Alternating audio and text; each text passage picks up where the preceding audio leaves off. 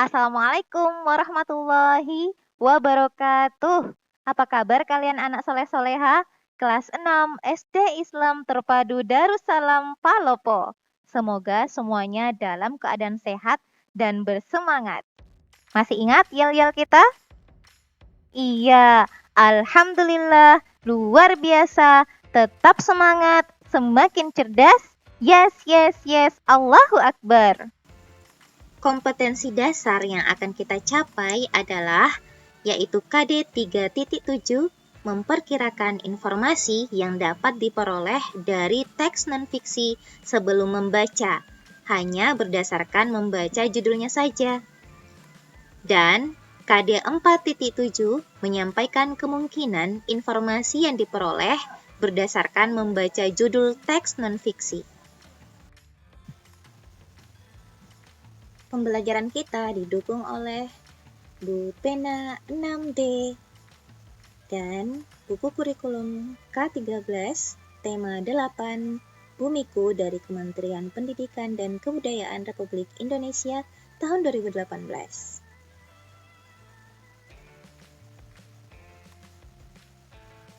Dengan tema 8 Bumiku, subtema 1, perbedaan waktu dan pengaruhnya.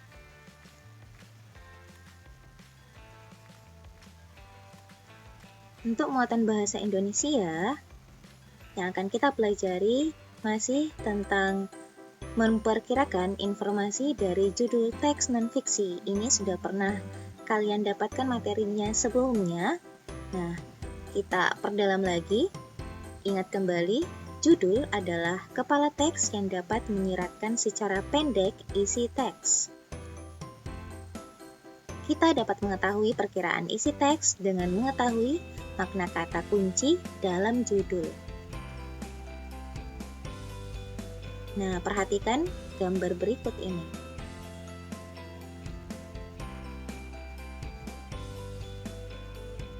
Perhatikan judul dan gambar sampul booklet di samping.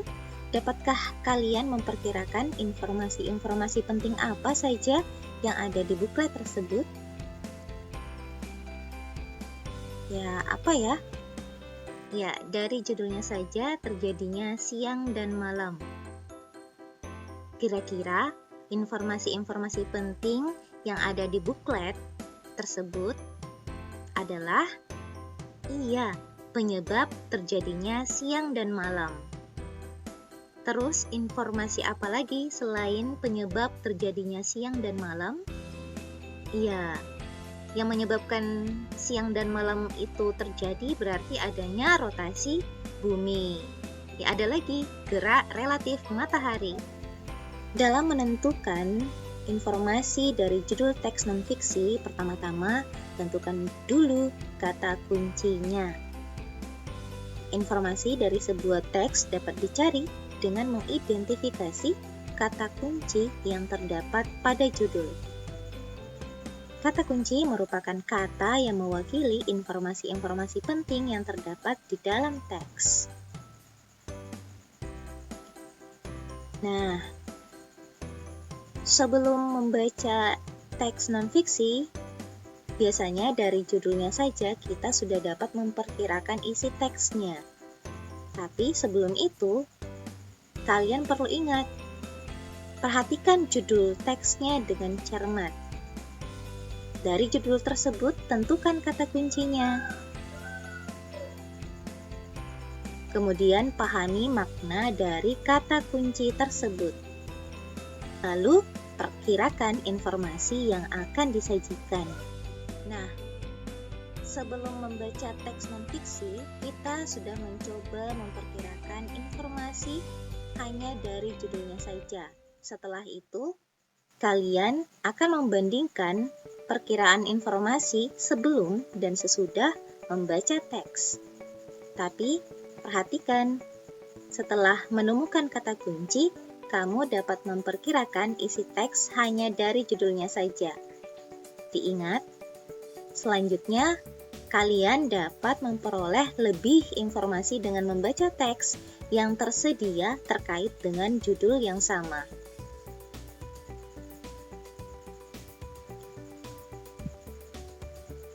Untuk memudahkan kalian, boleh buatkan tabel perkiraan sebelum dan sesudah membaca teks. Nah, sekarang cobalah perkirakan informasi dari judul berikut, Kawasan Asia Tenggara. Ini ada di dalam buku kurikulum K13 halaman 22.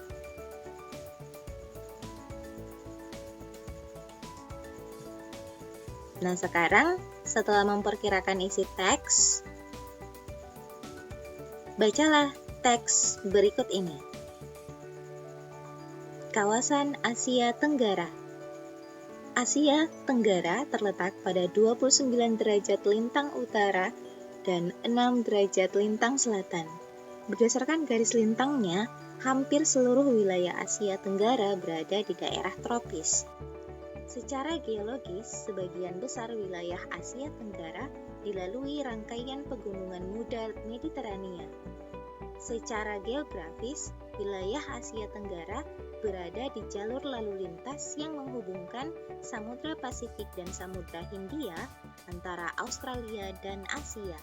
Kawasan Asia Tenggara juga dilalui jalur pelayaran antara Asia Timur dan Asia Selatan.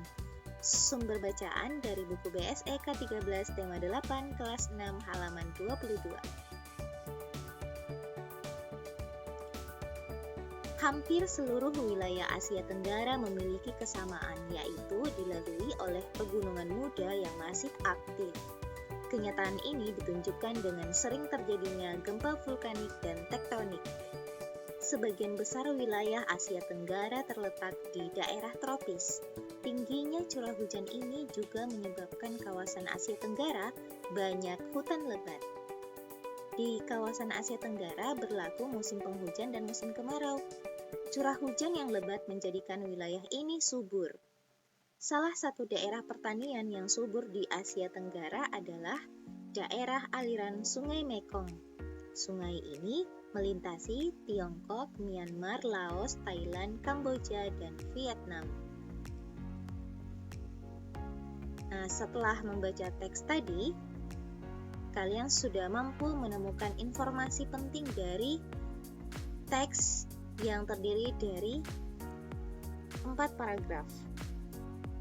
Setelah itu, cobalah tuliskan di dalam kotak yang telah kalian buat, kemudian bandingkan informasi yang kalian perkirakan sebelum membaca teks dengan informasi yang kalian temukan setelah membaca teks. Ini tugas kalian hari ini. Kalian boleh membuat tabel sesuka hati kalian atau membuatkan peta konsep seperti ini. Ada perkiraan informasi penting yang akan aku dapatkan dari bacaan ini sebelum membaca teks bacaan, dan ada juga peta konsep yang kalian buat setelah membaca teks bacaan. Nah, bandingkan apa perbedaannya, apakah sama hasil perkiraan sebelum membaca dengan sesudah membaca teks. Ini ada di halaman 23 buku K13 tema 8.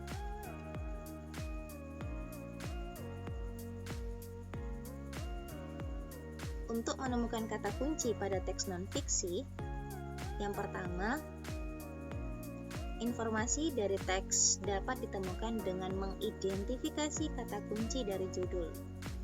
Kedua, kata kunci pada judul teks tersebut dapat ditandai kemudian dicari maknanya. Yang ketiga, dengan mengerti makna dari setiap kata yang ditandai, maka kita dapat menemukan perkiraan informasi teks. Dalam menyajikan informasi dari teks non-fiksi, tentukan dahulu pokok-pokok pikiran yang terdapat dalam setiap paragraf dalam teks. Kemudian, pokok pikiran adalah ide utama dalam suatu paragraf yang letaknya ada di awal, tengah, atau akhir paragraf. Nah, tulislah informasi dari teks dalam bentuk rangkuman. Demikianlah pembelajaran kita hari ini. Tetap semangat, tetap sehat. Selamat belajar anak-anak. Assalamualaikum warahmatullahi wabarakatuh.